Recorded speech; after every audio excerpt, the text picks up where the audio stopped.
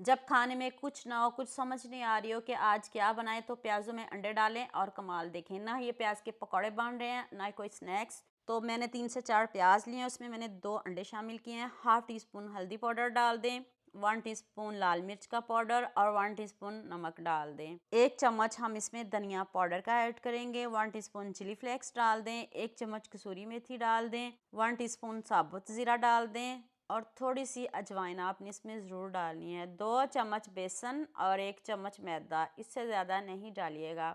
थोड़ा सा मैंने इसमें लहसुन पाउडर डाला है, आप फ्रेश भी डाल सकते हो। अब इधर आपने इसमें ना पानी डालना है, ना कोई आपने इसमें दही डालना है, कुछ भी आपने शामिल नहीं करना। अब अच्छे से इसको मिक्स करना है। प्याज में पानी बिल्कुल भी नहीं होना चाहिए। प्याज को पहले धोना है, बाद में कटिंग के बाद आपने प्याज को नहीं धोना। अब खूब सारा इसमें सब्ज़ धनिया डालें और इसको अब साइड पे करते हैं, अच्छे से मिक्स कर लें, फिर हम इसको साइड पे कर देते हैं। चलिए अब नेक्स्ट स्टेप की तरफ चलते हैं। एक कढ़ाई लें, उसमें आपने 1 चम्मच साबुत धनिया और 1 चम्मच साबुत ज़ीरा डालना है, साथ में 3 लौंग और छोटा सा दालचीनी का टुकड़ा डाल दें।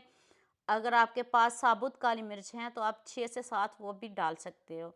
इधर आप 2 से 3 प्याज चॉप करके डाल दें। डार्क ब्राउन नहीं करिएगा, हल्का सा इसका कलर चेंज करना है और साथ ही आपने टमाटर डाल देने, रफली कट करके डाल दें, जैसे मर्जी। ये भी बताती हूँ कि मैं ऐसा क्यों कह रही हूँ, मैं अभी आपको आगे जाके बताती हूँ। 2 सब्ज़ मिर्च चॉप करके डाल दें। प्याज का कलर चेंज हो गया है, लाइट सा गोल्डन कलर हो जाए तो फिर हम आंच को बंद कर देंगे, डार्क ब्राउन नहीं करिएगा। अब हम इसको पीसेंगे, इसलिए मैं कह रही थी आप इसको रफली कट भी कर सकते हो। तो अगर आपके पास इस तरह का चॉपर नहीं है तो जग में डाल के पीस लें। दूसरी तरफ मैंने पैन में ऑयल डाल लिया। ऑयल जब तेज़ गर्म हो जाए फिर हम इसमें पकौड़े डाल देंगे। जैसे पकौड़े बनाती हैं सेम आपने वैसे ही इसमें डाल देना। चम्मच से डाल लें, हाथ से जौन सी मर्जी शेप बना लें। प्यारा सा गोल्डन सा कलर लेके आएंगे। यहाँ मैं आपको याद दिला दूँ, अगर आपको मेरी रेसिपीज़ पसंद आ रही हैं तो जल्दी से मेरे फेसबुक पेज को भी फॉलो कर लो और साथ में मुझे यूट्यूब पे भी सब्सक्राइब कर दो। ये एक तरफ से प्यार होता है, मोहब्बत होती है, खुशी होती है कि आपको मेरी रेसिपीज़ पसंद आ रही हैं। उसी कढ़ाई में मैंने 2 से 3 आलू लिए हैं, इनको मैंने बारीक बारीक कट किया है, मोटा नहीं कट करिएगा। इनके ऊपर एक गोल्डन सी लेयर आ जाए फिर हम इसमें 1 चम्मच अदरक लहसुन का पेस्ट शामिल कर देंगे। पहले आपने आलूओं की अच्छे से बुनाई करनी है, तब आपने इसमें अदरक लहसुन का पेस्ट शामिल करना है और आपने जो आलू है ना वो बारीक कट करने हैं, मोटे नहीं कटिंग करिएगा। अब हम प्याज टमाटर इसमें पीस के डाल देंगे तो साथ में ये आलू भी गल जाएंगे। बुनाई तो हो गई है, अब इधर मसाले डालेंगे।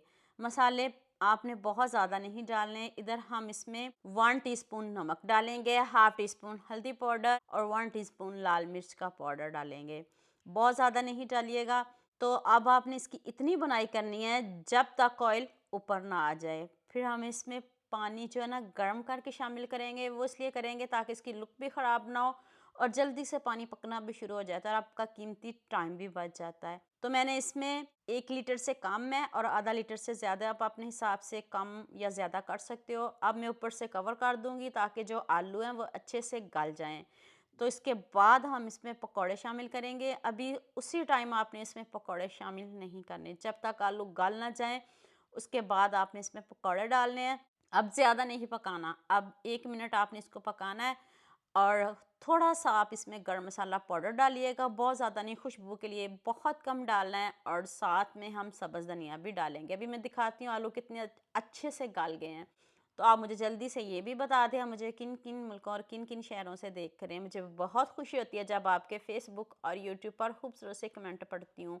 आप सबका खूबसूरत कमेंट करने का बहुत-बहुत शुक्रिया और आप सबके लिए भी दिल से दुआ है मेरी, आप भी हमेशा खुश रहें और हमेशा मेरे साथ ऐसे जुड़े रहें। खूब सारा सब्ज़ धनिया डालें, ऊपर से कवर कर दें, आँच को बंद कर दें। तो मैं आपको इसकी फाइनल लुक दिखाती हूँ, कितने यम्मी, कितने टेस्टी बने हैं। इससे पहले भी मैंने आपके साथ ये वाली रेसिपी शेयर की थी, आपने मुझे बहुत ज़्यादा प्यार दिया था और इस रेसिपी में भी आप सबका बहुत ज़्यादा प्यार चाहिए, आपके प्यारे-प्यारे कमेंट चाहिए और साथ में आपकी दुआएँ भी चाहिए।